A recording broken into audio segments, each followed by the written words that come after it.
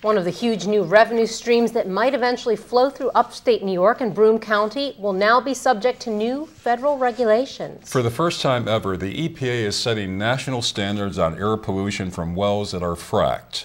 The new standards will begin in January of 2015. A spokesperson from pro-industry group Energy In Depth says that drillers support standards, but that a one-size-fits-all set of rules from the federal government doesn't distinguish between areas that have more oil versus more dry natural gas.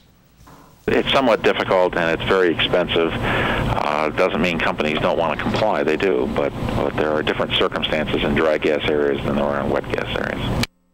Environmental groups have a different take on the industry's reaction to the new federal regulations.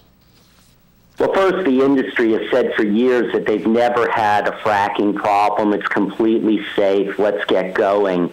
Now that the U.S. Environmental Protection Agency has essentially said we need to deal with these uncontrolled air pollution hazards, the industry is dragging their feet. Walter Hanks says while the regulations are a step in the right direction, why doesn't it apply to the thousands of well sites already being fracked across the country, and why should there be a 3-year gap before they go into effect in 2015? He also says it's another indication that New York State just does not have enough data yet to decide if hydrofracking is safe.